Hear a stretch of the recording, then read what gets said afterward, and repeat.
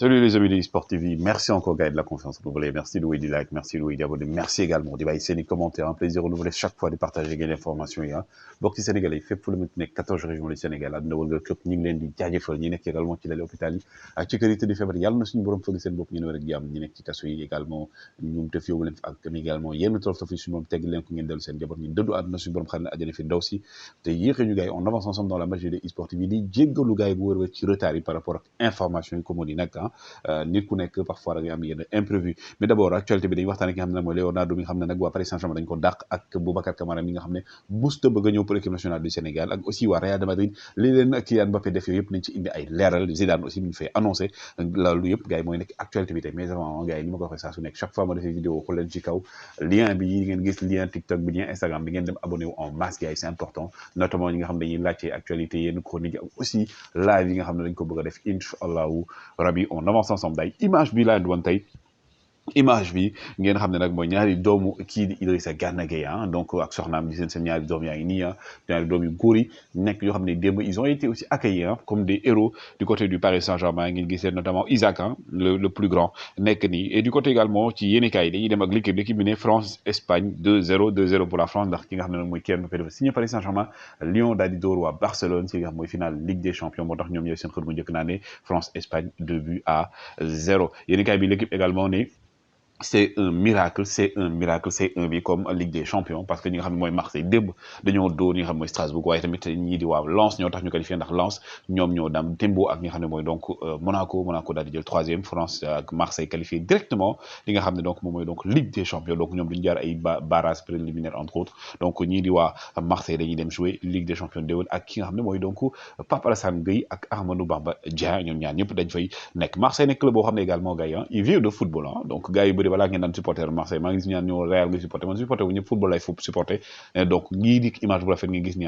Franck Macour président Marseille c'est la première fois nga gis ko nii mu wàcc ci terrain bi nii di yooxu di jubilé comme ay xale donc mu nekk loolu image bu rafet loolu lañu bëgg gis ci football Sampaoli également ak kii Pablo Longoria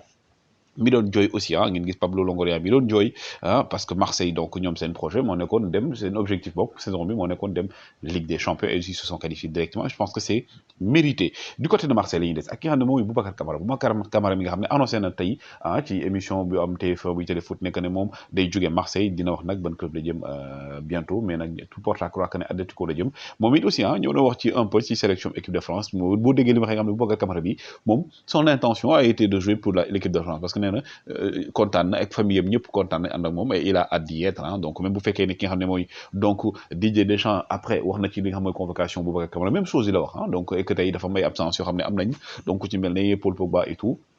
moo tax mu ñëw et que aujourd'hui tout le monde sait que donc Boubacar Kamara donc il a sa chance mën na évoluer à l'équipe de France dañ ko koy ñaanal ñu koy ñaanal donc voilà il a fait son choix mais ce sera très très très difficile au vu de l'effectif de l'équipe de France moom nag nee na bon il sait que ni bon pour mu jouer il faut mu am temps de jouer et tout donc c'est à lui d'assumer ses responsabilités mais ñun fierté également avec la photo de notre frère Amar donc Amar notre confrère journaliste bi nga xam moo def photo bu rafet bi donc moom on voit donc Idrissa Gana Gueye et Abdou Diallo champion de France les Sénégalais mérité pour les Sénégalais yoo xam ne ils ont fait une année 2022 exceptionnelle ils ont remporté leur championnat, ils ont remporté également la Coupe d'Afrique Idrissa Gana Gueye avec sa femme donc et également comme peut dire nekk ko xam ne teewul na ko taxawu na ko dans les moments les plus difficiles je pense que loolu la soxna yi di jëriñ seen borom kër yi et que voilà il était avec toute sa famille ki nga xam ne également mooy Di Maria moom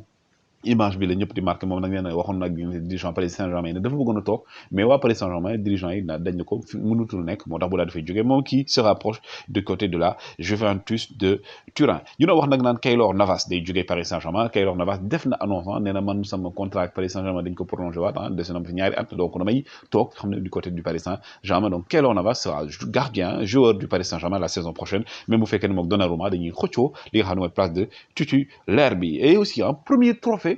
français bu ki nga xam ne mooy Sergio Ramos qui jël premier championnat français cette saison Sergio Ramos nga xam ne il au début il avait beaucoup de blessures à la fin nag la commencé le prendre on espère que dina continuer parce que Sergio Ramos au-delà de cela c'est un grand joueur c'est un grand monsieur un très grand défenseur Kylian Mbappé nag également il a été élu donc meilleur joueur de l'année au niveau de la Ligue 1 française nekk meilleur buteur nekk meilleur passeur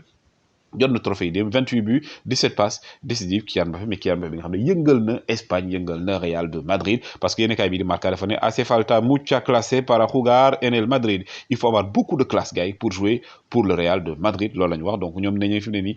Mbappé amul classe moo tax joué pour Real de Madrid donc ñoom loolu la ñu wax donc média espagnol yi dañoo meroon démb carrément notamment Marca bi nga xam ne pro Madrid la ak ki nga xam ne Karim Benzema def photo bi ngeen gis nag kii di Tupac la ak meilleur ami bi moo ko trahir ñu ne bokk na si ñi tax ñu daal di rey Tupac lii nag di signifier lu bëri gars yi ne ki mu ne nii donc Karim Benzema dafa bëgg a wax ne Kylian Mbappé traître la parce que lu tax parce que média espagnol yi nee nañ déjà de un Luka Modric da ko naroon jox numéro 10 am pour muy sol numéro 10 am waxtaanoon na ak yenn attaquants yi ba gars yi commencé gis ne ñoom déw nañu jouer ak Kylian Mbappé et tout ñu waxtaan ak projet et tout donc finalement ñëwul loolu nag nekk loo xam ne métti na lool waa Real de Madrid ñi naan dama contre Real ak dama kii man gars yi information lay joxe encore une fois je le dis et que ce qui est sûr mooy que ne waa Real déception nañ jàppee li nga xam ne mooy Kylian Mbappé ñëwul Kylian Mbappé bi nga xam ne gars yi malgré tout ce qu'on dit hein donc annonce bi nga xam def nañ ko ci salaire dañ ne 30 millions par an la signe prime de signature 130 millions ak yeneen bonus ak yeneen Kylian Mbappé aussi bi nga xam ne gars yi ba mu signé Paris Saint-Germain 250 000 abonnés le perte ci boy gars yi ne dafa li nga xam ne mooy dafa joué li nga xam ne mooy donc Paris Saint-Germain donc mel ne 250 000 supporters Madrid ñi doon abonné ci moom yëpp dañu daal di désabonné mais ki nga xam ne moom nag dafa désabonné wu ci Paris Saint-Germain ñu daal di koy dàq mooy Leonardo nag dem après championnat ba mu jeexee ci guddi gi la ko gars yi yëgal ne dañ la dàq moom nag jot na ko wax yenn membre staff technique bi et tout donc Leonardo bi nga xam ne Kylian Mbappé bokk na ci li tax peut-être ñu dàq ko parce que Kylian dafa exiger yenn projet bu bees et tout moo tax nag Luis Campos bi nga xam ne nekk na tamit un agent boo xam ne moom mooy nar a ñëw nekk dirigeant bi foofu parce que lui il est très proche de la famille de Kylian Mbappé mais également koo xam ne directeur sportif bu ñu respecté la sur le plan international donc et aussi c'est un proche des membres du Qatar comme aussi donc yeneen membre donc kii aussi di Pochettino ba match bi jeexee démb waa supporter Paris Saint-Germain am na ñu ko doon yooxu moom it day jógee Paris Saint-Germain c'est presque sûr parce que Paris Saint-Germain fi ne nii il ne compte pas sur Mauricio Pochettino ñi ngi waxtaan ak yeneen entraîneur et que tey priorité bu Paris Saint-Germain du keneen ku dul Zinedine Zidane ni ko ki nga xam ne donc di Jamel Debbouze di wooye Zimzim Zidane donc Zimzim Zidane moo nekk nii donc moom wax Qatar yi ñu waxtaan ak moom même bu fekkee ne donc aujourd'hui Zidane gars yi jàpp nañu priorité mooy yor équipe nationale de France waa TF1 tey ñoom annoncé nañ Téléfoot ñoo annoncé ne Zinedine Zidane bu ñëw du côté du Paris Saint-Germain et comme je dis quand on est de Paris Saint-Germain gars yi rien n'est impossible boo nekkee Paris Saint-Germain wala Manchester City yor sa koppar et tout comme on dit l'argent c'est le pouvoir donc Zinedine Zidane également dina ñëw du ñëw on ne sait pas mais ce serait une bonne pioche pour le Paris Saint-Germain comme aussi beneen entraîneur mu nooy Paris Saint-Germain kii di Neymar moom le Parisien moo xam ne ñoom annoncé nañ ne waa Paris Saint-Germain ñoo bëgg a débarrasser wu ci Neymar dañuy xaar proposition bu baax mais Neymar moom moo annoncé woon na ne l'année prochaine il sera du côté du Paris Saint-Germain et ce sera difficile de voir Neymar partir loolu man dina ma bett loolu en attendant gars yi donc on se donne rendez-vous tout à l'heure pour donc le match de Liverpool aujourd'hui ak également Manchester City en duplex on espère que Liverpool dina gagner championnat bi que le meilleur gagne avec notre Diatou Sadio Mané gars yi wéy leen di like wéy leen di abonné on se donne rendez-vous tout à l'heure jaa ngeen jëf